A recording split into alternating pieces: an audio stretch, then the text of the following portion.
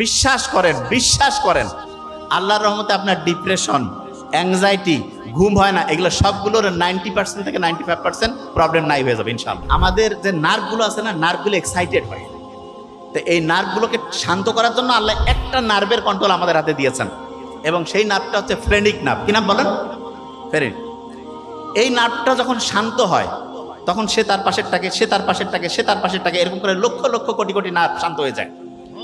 আচ্ছা, আপনাদের হঠাৎ করে রাতে বুক ধরপড় করে, ঘুম আসে না, খাবার রুচি কমে যায়, টেনশন লাগে, মেজাজটা গরম হয়, এইরকম কখনো কারো হয় কিনা? একটু হাত উঁচু করেন তো। ও ভেরি নাইস। এবং যাদের হয়েছে তারা প্রত্যেকে মানুষ, যারা হয়নি মহা মানুষ। সবারই হওয়ার কথা, হয় না?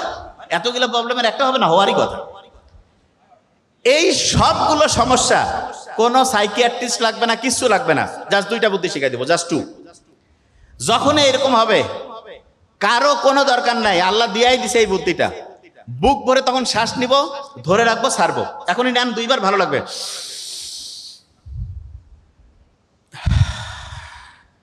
আরেকবার নিব। কারণটা কি সেটা বলি। আমাদের ব্রেন থেকে শুরু করে সারাটা শরীর না শান্ত হইলে ভালো কাজ করে, আর দ্বিতীয় যেটা সেটা হচ্ছে অক্সিজেন পাইলে ভালোভাবে কাজ করে। আপনি যখন বুক ভরে শ্বাস নিয়েছেন তখন ঠিকভাবে সবগুলো কোষ অক্সিজেন পাইছে, এবং এই কারণে আপনার দেহের প্রত্যেকটা অংশ খুশি হয়েছে। আপনি ক্ষুধার্ত থাকলে যখন খাবার দেয় মনটা খুশি হয় না? ঠিক তেমনি করে যখন আপনি বুক ভরে এরকম শ্বাস নেন, শ্বাস ছাড়েন, তখন প্রত্যেকটা কোষ ঠিকভাবে অক্সিজেন পায় এবং মনটা চাঙ্গা হয়। এটা নাম্বার ওয়ান। নাম্বার টু যেটা সেটা শুনেন। আল্লাহর রহমতে ঢাকা ইউনিভার্সিটির এখানে তো প্রচুর সবুজ গাছপালা, ক্যাম্পাসটা অসাধারণ। ডিপ্রেশনে আছে, অ্যাংজাইটিতে আছে, ঘুম হয় না, মেজাজ খিটখিটে, এইরকম লোকজনদের যখন ট্রিটমেন্টের জন্য আমাদের ডক্টরের কাছে আসে, আমরা তাদের যতগুলো ওষুধ দেই সেই ওষুধগুলো একটা জিনিস করে কি, সেটা প্রধানত ব্রেইনের মধ্যে সেরোটোনিন বাড়ায় দেয়। কি বাড়ায় দেয়?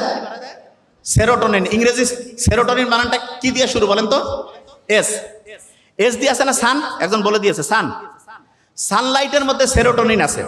আপনি ওষুধ টাকা দিয়ে ফার্মেসি থেকে কিনে খাবেন, বহু সাইড ইফেক্ট আছে। সূর্যের আলোর নিচে, গাছের নিচে যে একটু খালি পায়ে হাঁটবেন, বিশ্বাস করেন, বিশ্বাস করেন, আল্লাহর রহমতে আপনার ডিপ্রেশন, অ্যাংজাইটি, ঘুম হয় না, এগুলো সবগুলোর 90% থেকে 95% প্রবলেম নাই হয়ে যাবে ইনশাআল্লাহ। কি বুঝতেছেন? আচ্ছা, তাহলে আমি দুইটা বুদ্ধি দিয়েছি। প্রথম বুদ্ধিটা কি? বুক ভরে শ্বাস নেওয়া। দ্বিতীয় বুদ্ধিটা রোদে গিয়ে খালি পায়ে হাঁটতে হবে। ঠিক আছে? আচ্ছা, পানি খাওয়া তো আমার ওইটা মাথায় আছে, ওইটা বলছি।